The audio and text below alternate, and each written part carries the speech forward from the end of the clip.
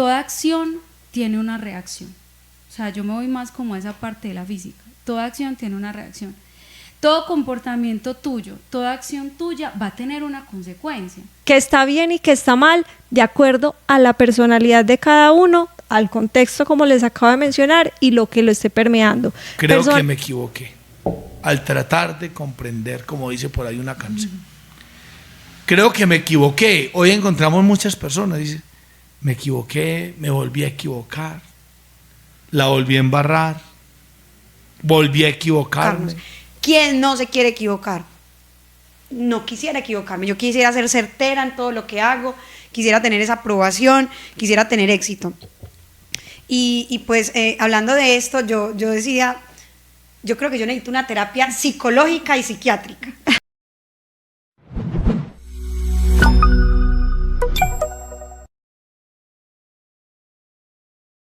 Hola mis queridos amigos, nuevamente aquí con todos y cada uno de ustedes. Espero que hayan hecho muy bien la tarea en esta semana. ¿Qué hicieron para fortalecer la seguridad, la confianza en sí mismos? Recordemos que esa fue la tarea que les dejamos para esta semana, que lo trabajáramos, que le dedicáramos tiempecito.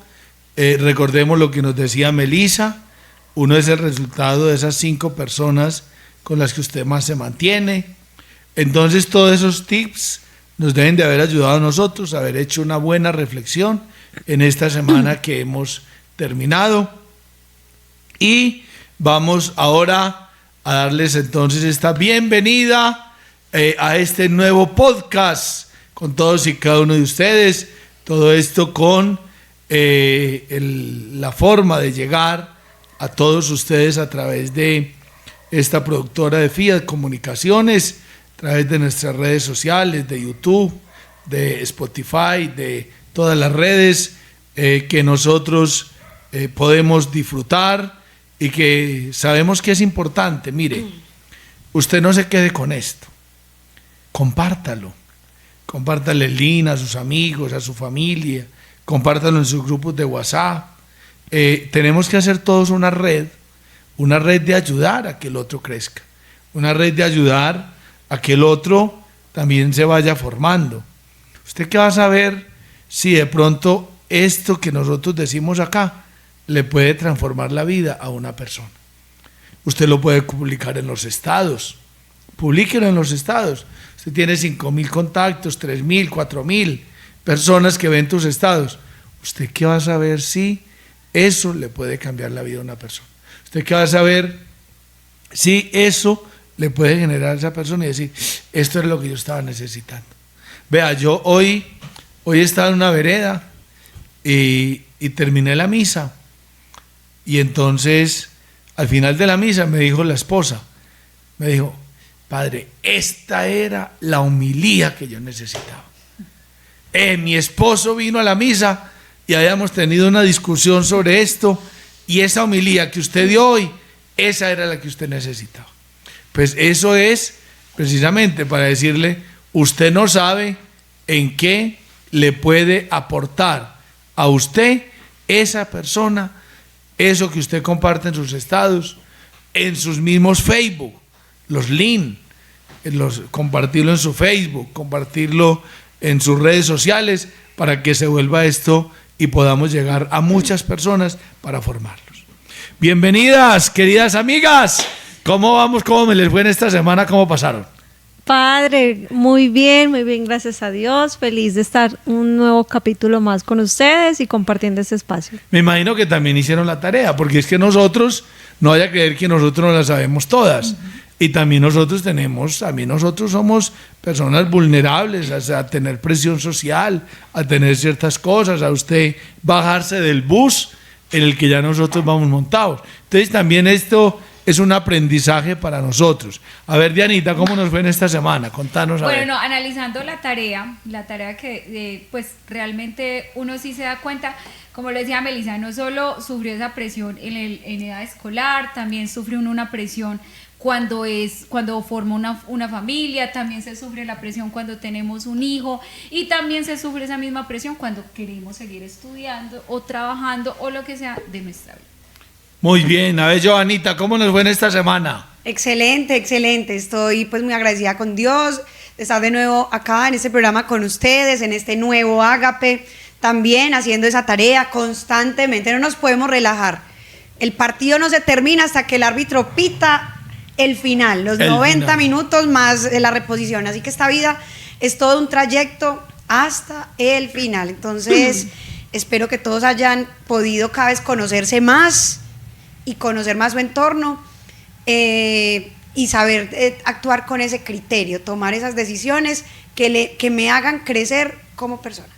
Bueno, hoy venimos con un tema bastante neurálgico, bastante espinoso.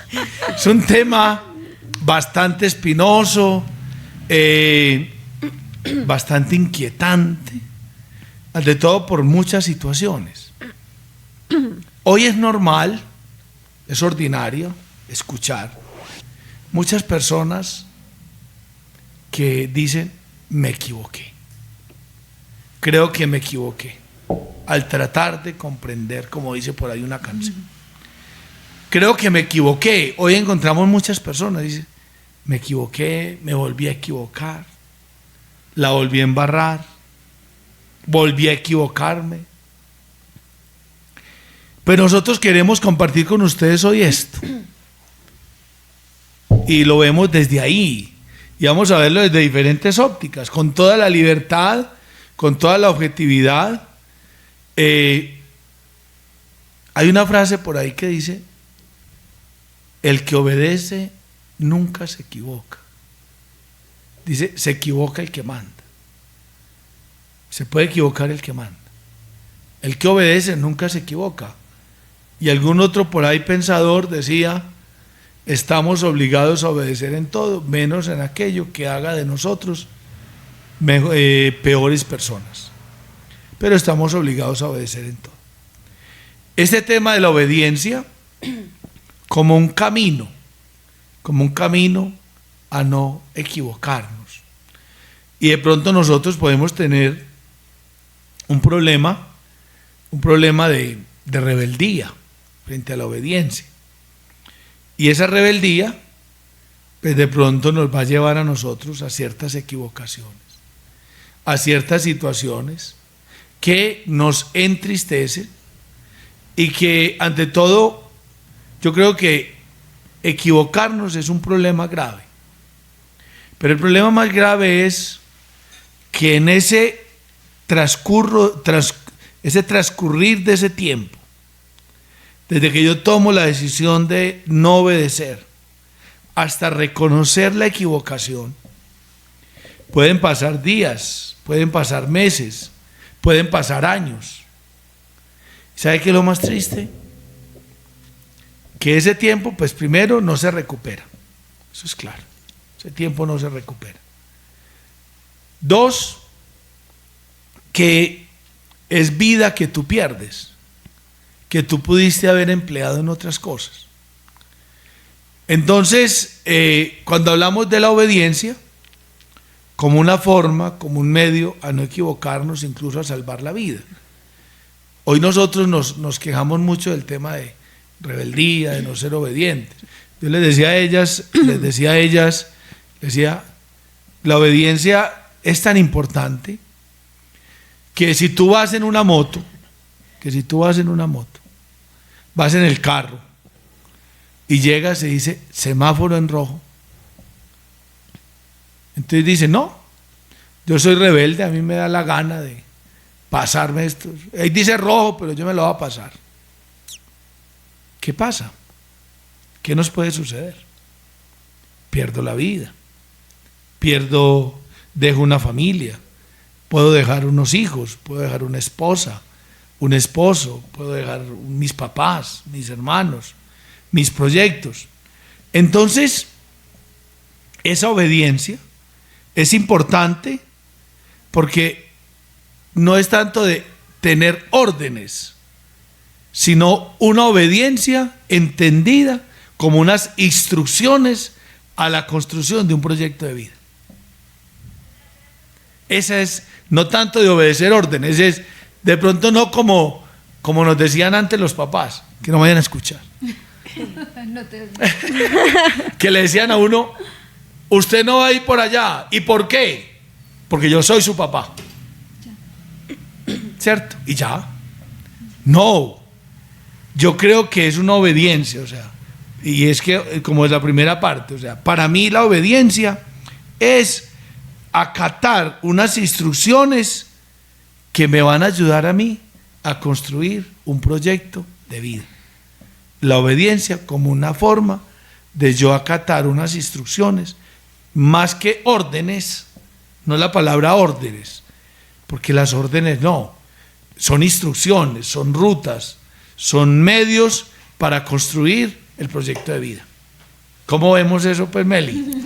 Bueno, yo me atrevería a decirles que más que obediencia o rebeldía, podemos empezar a mirarlo desde el inicio y empezar a entender cómo surge esto, ¿cierto? De cuáles son los cimientos de esto. Y es que el ser humano, recordemos que los primeros años de vida se constituye o se conforma su personalidad, su manera de ver el mundo, de acuerdo a qué, a su contexto, a lo que la familia justamente le ha inculcado desde siempre, y de acuerdo a esas percepciones que tiene, pues va formando justamente lo que le llamamos hoy personalidad.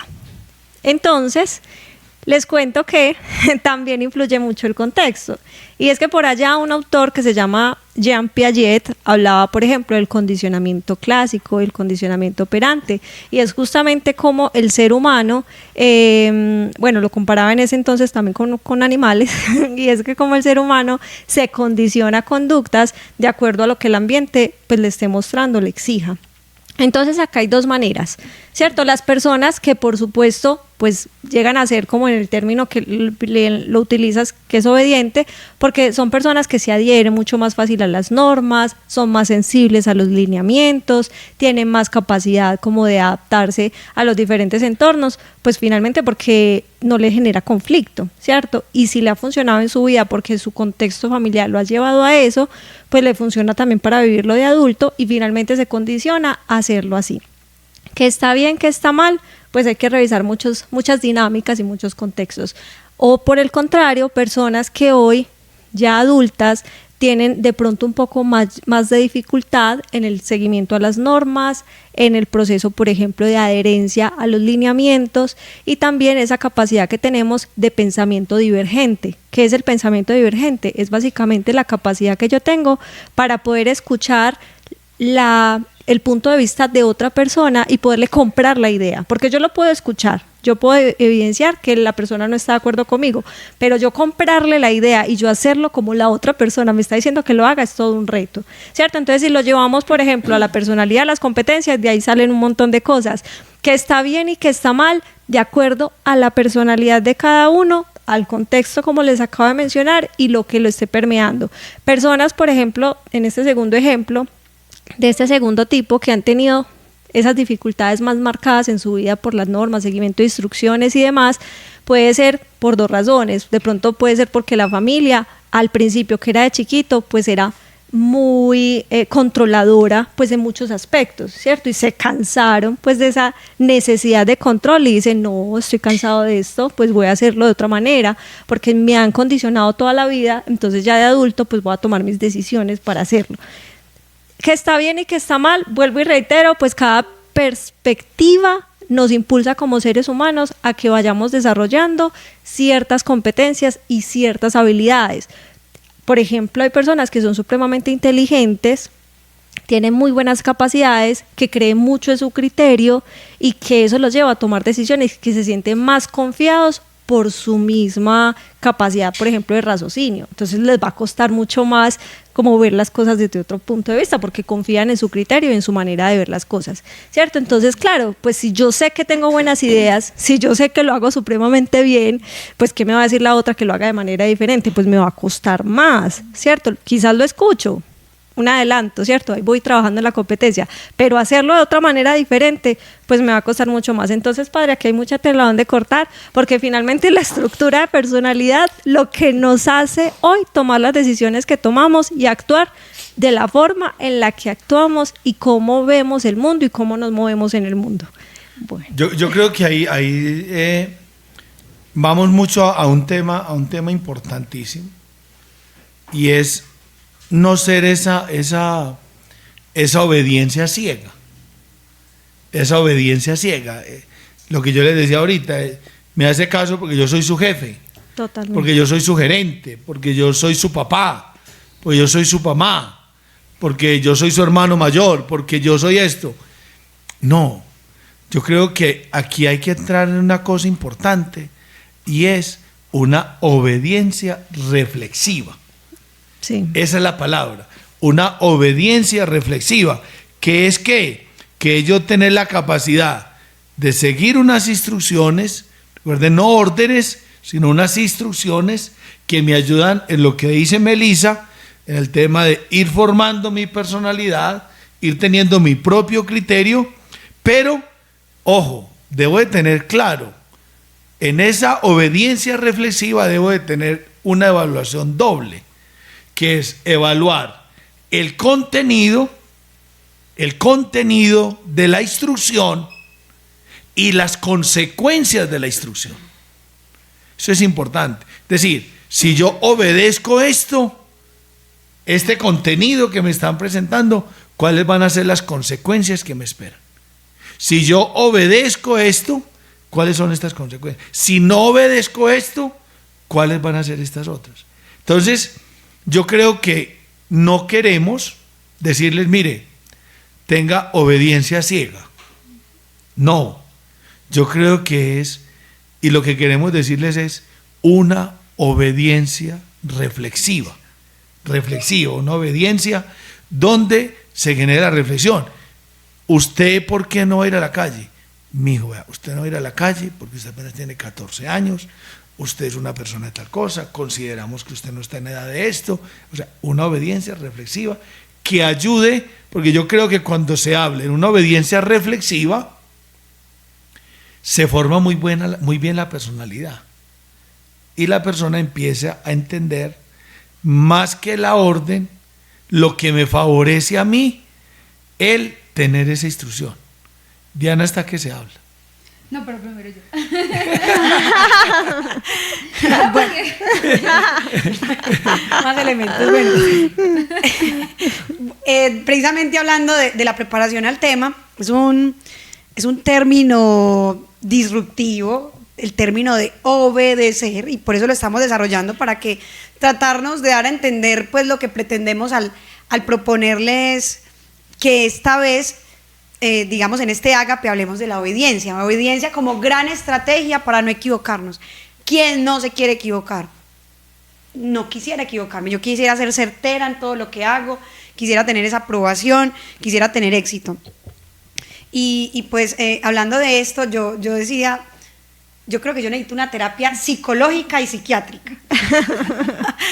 Porque soy una persona, pues como para desvelar un poco lo que pasa dentro de mí,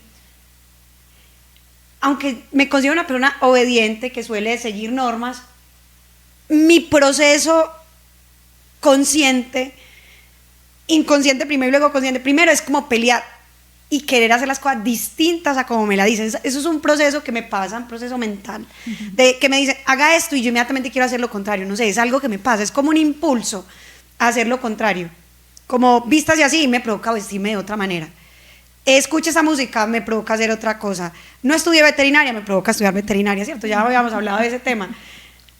Pero luego, eso en mi inconsciencia casi siempre, lo revelo aquí, suele llevarle la contraria a lo que me dicen.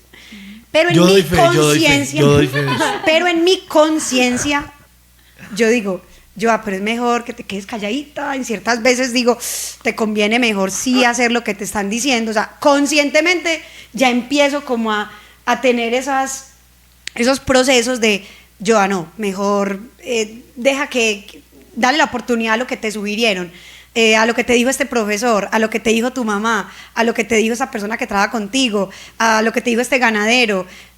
Hágale un poquito de caso.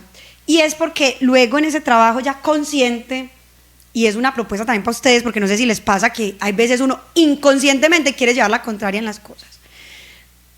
Entonces, una de las cosas en los que he aprendido a dominar ese instinto de llevar la contraria, de ser rebelde, es reconocer las autoridades legítimas, o sea, reconocer personas que han tenido ese trayecto y que los lleva a tener una autoridad sobre mí. Voy a contar un ejemplo en el tema del estudio, por ejemplo, con los profesores. Yo, pues, afortunadamente tuve muy buenas calificaciones, en general no se me dificultaba mucho el estudio, pues, lo sacaba adelante, lo que era la primaria, la secundaria. Esto, pues, solo para decirles que aunque yo quería siempre llevar la contraria, conscientemente decía yo, ellos son profesores, ellos saben un poquito más que usted, pues hágales caso. Yo era una niña muy aplicada en copiar todo lo que ellos decían, no sé, yo como que ellos explicaban un tema, era copiando, desde primerito, segundito, tercerito, hasta la universidad, copiando. Cuando yo estudiaba para las evaluaciones, lo revelo aquí, yo estudiaba de mis apuntes, porque empecé, no sé, como en un proceso consciente a entender que ellos iban a preguntar lo que enseñaban, o sea, lo que daban en las clases. Porque algunas veces quise ser como inquieta y estudiar por aparte y no me iba muy bien, o sea, estudiando, por ejemplo, guías y todo, libros, no me iba tan bien, y yo dije, no, pues no sé, en un proceso consciente, y ellos tienen autoridad, saben un poco más que vos, pégate de tus notas. Y la verdad, pues no me quejo, saqué muy buenas notas, me fue muy bien en mi bachillerato, en mi primaria bachillerato, en mi universidad, y fue porque entendí que ellos tenían una autoridad que a veces quería hacer las cosas un poquito distinto, pero decía pues en este caso ellos revisten autoridad para vos. Eso va a poner un ejemplo muy simple, y en la vida a veces pasa eso. En esa parte de reflexión hay personas que revisten una autoridad. Un guarda de tránsito reviste una autoridad, un policía reviste una autoridad, nuestros jefes de Estado revisten una autoridad. Esas personas tienen ciertas instrucciones. Nuestro trabajo, hay personas que tienen un cargo por encima y revisten una autoridad. Entonces nosotros de manera reflexiva tenemos que ver, ¿me conviene o no me conviene? Pues en mi caso me ayudaba a sacar buenas notas, estudiaba, estaba bien. Chicos, la invitación es, probablemente no soy la única que tiene esas dificultades de seguir normas y de poder obedecer, pero yo sé que todos podemos utilizar ese superpoder del que hablábamos antes, del raciocinio. ¿Qué me conviene más? ¿Qué criterio poner? A veces ponerlo inclusive de manifiesto, ¿cierto? Hay momentos en los que yo debo poner de manifiesto porque considero que debería ser de otra manera, pero hay veces que pues sigamos una instrucción, hagámosle caso a ese semáforo en rojo. Si el jefe me pidió un informe así, sin embargo, digámosle por qué considero que podría ser de otra manera. Si estoy ensayando un baile, ¿por qué quiero imprimirle un paso distinto al que ya me habían propuesto? Entonces es como eso, como saber qué me conviene, qué es lo más conveniente, expresarlo también y hacer parte también de esos procesos mentales de generar ese criterio para tomar la decisión. Exacto, ahí íbamos a ese punto que ya Johanna nos va como entrando en el tema, y es esos tipos de obediencia, ¿cierto? Tú hablas ahorita de las personas que revisten una autoridad. Entonces tú hablabas del paso, hablabas de la autoridad civil, bueno. Entonces ¿qué es lo que uno tiene que hacer? Hombre, si yo soy un estudiante, en el caso que cuentas tú, yo soy un estudiante y el profesor dice, es esto y esto. Pues hombre, lo que yo debo de hacer es responder lo que él quiera. Llegará el momento en que tú, y yo creo que esto es un dato importante, yo creo que llega el momento en que tú le puedes dar un valor agregado a eso que tú estudiaste. O sea, yo creo que es que nosotros de pronto adelantamos los procesos y por eso empezamos a tener problemas con la autoridad, porque es que, listo, estudiabas guías, de pronto muchos lo hicimos, más si el profesor no cayó bien, más si el guarda no cayó bien, o el policía no cayó bien, el que sea, el que haya revestido autoridad, pues dele gusto. Yo pienso que llegará el momento en que usted le pueda dar el valor agregado a las cosas. Usted vaya almacenando, vaya construyendo en esa autoridad o en esa obediencia reflexiva, usted vaya construyendo escuchando aquí, escuchando allí, escuchando más allá, escuchando esto, pues usted vaya teniendo, que usted en algún momento, usted va a tener la oportunidad de usted dar su aporte. Y usted decir, mire, es esto lo que yo pienso que puedo hacer. Es esto lo que yo pienso que puedo aportar. Es esto lo que yo pienso que yo debo de hacer hacia las personas. Yo creo que uno entra en dificultades con la autoridad cuando nosotros creemos que lo que yo quiero se deba de imponer ya mismo. Creemos que cada cosa tiene su momento. ¿O qué dicen ustedes? A este planteamiento que coloco acá, Melissa, Diana, Joana. Es decir, creo que una de las raíces con la autoridad puede ser esa. Es decir, yo puedo diferir, pero yo quiero que se haga ya lo que yo quiero. Y yo no puedo pensar de que yo voy a tener el momento en que yo sea el jefe, en que yo sea el gerente, en que yo sea esto, y que yo pueda decir, mire, yo quiero hacer las cosas así. Sí, padre. De pronto también hablando de una experiencia muy significativa, hoy día pues yo creo uno de los celulares y de las marcas más vendidas y valoradas en el tema de tecnología en el mundo es la marca Apple, ¿cierto? Su creador Steve Jobs murió de cáncer de páncreas. Pueden ver en YouTube, bajar de pronto los legados que él dejó, él al final, sobre todo cuando ya se ve ya muy grave con el cáncer, quiso dejar como mensajes acerca de cómo fue su vida también y dando mensajes de ánimo. Una cosa que me impactó a mí y me gustó muchísimo, él decía, llega un momento en el que tú unes los puntos, hay que unir los puntos. Es decir, cuando él crea la Mac, la computadora Mac, porque primero crea la Mac, inclusive antes de Microsoft, la Mac por allá en el 80, él no se imaginaba el éxito que iba a tener después con todas sus invenciones, que luego viene el celular, el Apple y pues su sistema operativo, el iOS. Pero él dice, yo lo que hice fue unir los puntos. Él fue a la universidad y a la universidad fue como un estudiante de los que se cuelan porque nunca pagó universidad, era muy pobre, y la primer clase que obtuvo fue de caligrafía.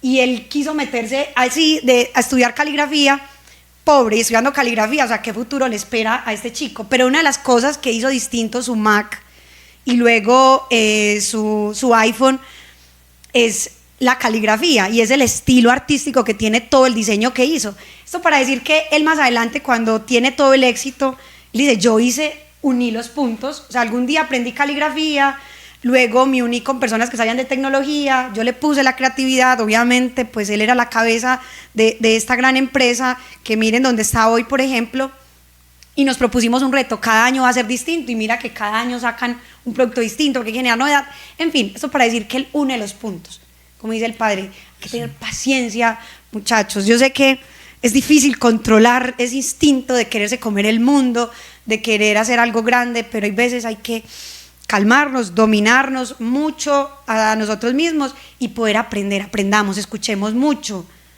Hay muchas personas que nos quieren dar mucho y si no nos lo quisieran dar, igual nosotros les podemos sacar mucho a esas personas, aprender mucho. En una actitud pues de una obediencia reflexiva, en siempre hacer mucha reflexión. Joana logró simplificar muy bien ahí con ese tema de unir los puntos, ¿cierto? No significa que yo me voy a desmarcar o voy a olvidar lo que me han dicho, no. Téngalo ahí, colóquelo en bajo. Lo que es unir los puntos es lo que yo decía ahorita. Va a llegar un momento en que es como uno, ¿cierto? Usted llega a cualquier empresa, cualquier lugar, año rural, las prácticas, primer año de sacerdocio, con otro padre. Y el otro le cierra porque usted sale con ganas de devorarse el mundo. Que hay que ir allá a una vereda de 15 horas. Yo voy, doctora, no hay problema. ¿Cierto? Yo voy, no hay ningún problema. No, yo no voy. No, es que usted no puede ir por allá.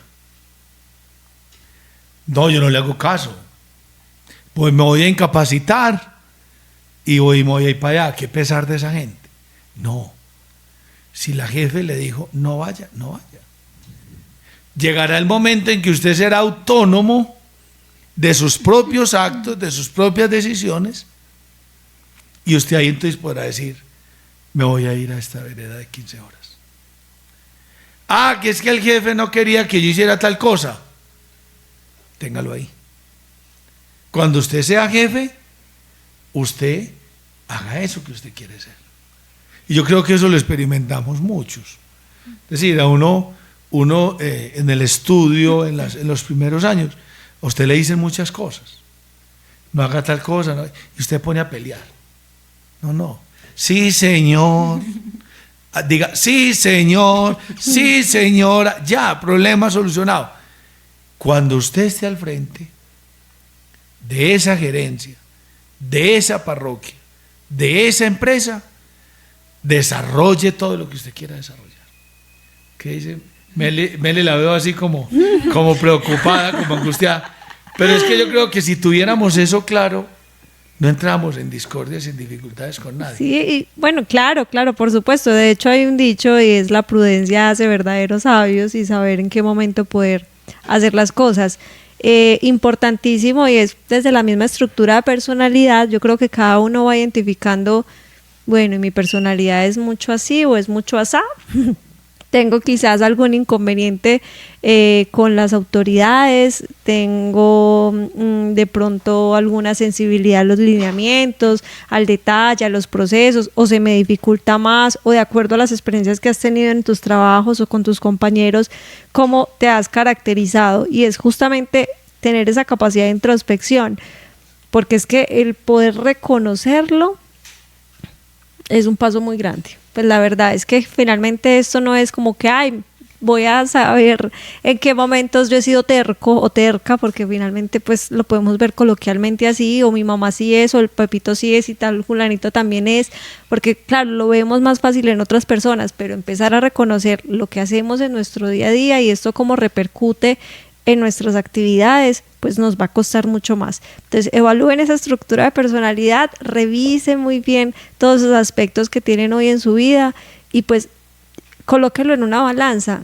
¿Qué te está dejando de hacer o permitir cosas, o finalmente se están dañando las relaciones familiares, cercanas, emocionales, o es un desgaste que no va para ningún lado, ¿cierto? A veces dice Melissa, es que yo, pues la verdad, me afecta mucho emocionalmente porque no llegamos a ningún acuerdo, todo el mundo me odia, todos están en contra de mí, o estoy en el lugar equivocado, o qué pereza tal cosa, qué pereza tal otra, porque claro, exteriorizamos hacia afuera lo que realmente tenemos pues justamente en nuestro ser. Pero bueno, la intención acá es empezar a inspeccionar muy bien y a mirar esto cómo se conecta con eso que queremos lograr. Incluso pues escuchándolos a todos, pero digamos que algo dentro de lo que yo entiendo por obediencia, y siempre lo he practicado.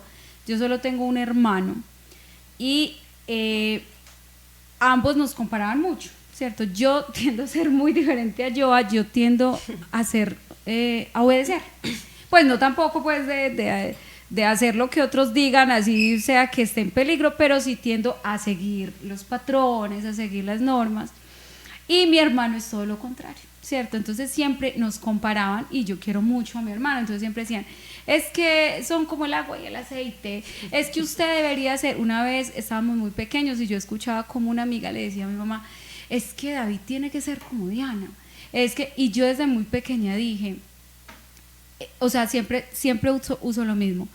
Cuando voy a hablar de obediencia con los jóvenes, con la gente con la que trabajo y todo eso, yo siempre les digo, toda acción tiene una reacción. O sea, yo me voy más como a esa parte de la física. Toda acción tiene una reacción. Todo comportamiento tuyo, toda acción tuya va a tener una consecuencia. Ya tú verás dentro del plano del obedecer o no obedecer, va a haber una consecuencia de cada acción que tú tomes. Entonces, era muy común, o al menos en mi época, en esta época yo no he visto tanto, pero en mi época, yo estoy viejonzonga, que una adolescente quedara embarazada, eso era terrible, se tiró la vida, no sé qué cosa. Yo tenía primas que hasta las echaban de la casa por sinvergüenzas, no sé qué, eso era horrible. Y así es, yo estaba en el comedor, tenía 17 años y mi mamá me decía, hija, ¿usted qué piensa de eso?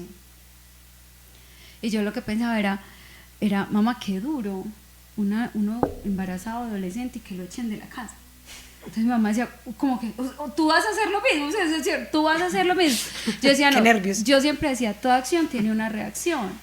Ellas optaron por esa acción, ahora pues les toca adquirir una vida de madres, de pronto madre adolescente, un montón de cosas, pero yo decía, eso fue una decisión que ellas tomaron, que no sabemos cómo la van a afrontar o todo eso, pero ahora tienen que asumir una consecuencia. Entonces yo siempre en la obediencia siempre les digo a todas las personas, tú verás qué haces, pero todo tiene una consecuencia. Y esto hila muy bien, pues creo yo que, y es importante, mira, lo que nosotros decimos aquí no es palabra de Dios, ni es la revelación divina, eso es claro.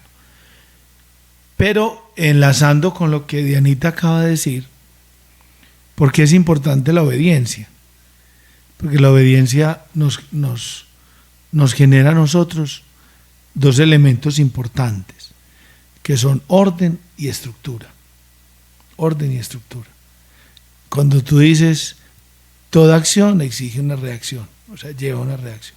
Entonces, la obediencia me genera a mí un orden, una estructura. Sé para dónde voy, sé cuándo debo de hablar, sé lo que debo de opinar, sé dónde debo estar, sé con quién debo estar. Entonces yo creo que ese primer elemento es importante. Meli lo tomaba ahorita también un poco ese tema. Ustedes podrán decir, ¿para qué es importante la obediencia? Hombre, la persona obediente es una persona estructurada. Totalmente. Es una persona que vive en orden, que tiene todo claro, su parte humana, su parte social, su parte familiar.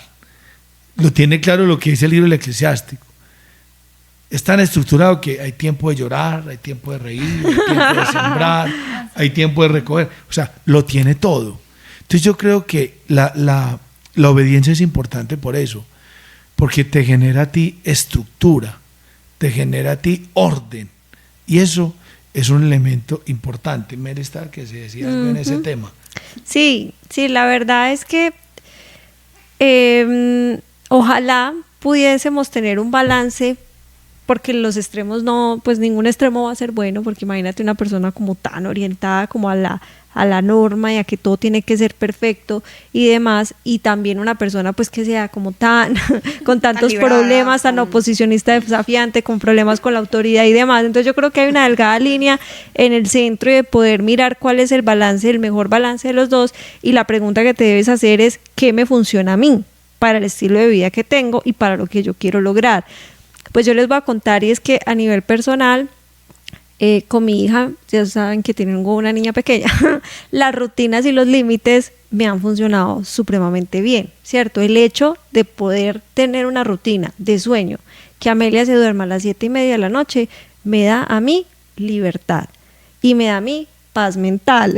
¿Por qué? Porque es que uno en el día está con muchas cosas, y poder decir a partir de las 7:30 de la noche puedo tener tiempo para mí o para mi pareja o para las cosas que me gusten hacer, pues eso ya me da justamente una tranquilidad, y eso no hubiese sido posible si no hubiese tenido un orden, una estructura y un sinnúmero de comportamientos y hábitos que conllevan finalmente a que eso sea posible. Eso es un pequeño ejemplo nada más, pero llévenlo a todo en su vida. ¿Qué quieren lograr? ¿Cómo se proyectan? ¿Cómo se ven? ¿Y qué tipo de orden y estructura les sirve para poder alcanzar ese objetivo que tienen? Y ese otro elemento que yo creo que es importante para ir redondeando, que nos va generando a nosotros esa importancia de la obediencia, es que nos da a nosotros dos elementos, y son seguridad y protección. Seguridad. Claro. Me genera a mí una seguridad, me genera a mí una firmeza en lo que voy a hacer, un poco enlazado a lo que decía Melissa. Seguridad y protección de mi persona y de la otra persona. Esos dos valores son importantes. Seguridad y protección personal, pero también de mi mismo grupo. Porque es que cuando yo hago un acto de desobediencia, desordeno la estructura que hay, el orden que hay, ojo, coloco en riesgo mi grupo, mi grupo social, el donde yo estoy, porque para muchas personas nos dicen es el grupito tal, el octavo del colegio, el noveno, el 10, el 11, el grupo de tercer semestre de la universidad, el grupo de cuarto semestre, no son los nombres.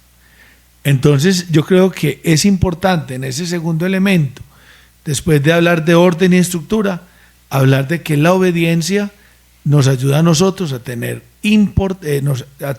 seguridad y a tener organización, compromiso, protección de mi grupo, de mi contorno, porque yo tengo una corresponsabilidad con el otro. Yo creo que vamos como cerrando ya este podcast de hoy. Podíamos decir muchas cosas. Yo creo que podría ser la tarea para esta semana. Hombre, hagamos un análisis crítico de nuestras decisiones. Un análisis crítico de mis decisiones. Un poco lo que decía Melissa, lo que decía Diana, lo que decía Joana. Crítico, no criticón. Escúchese usted sus acciones para que mire luego las reacciones, lo que decía Diana. Mire usted su estructura.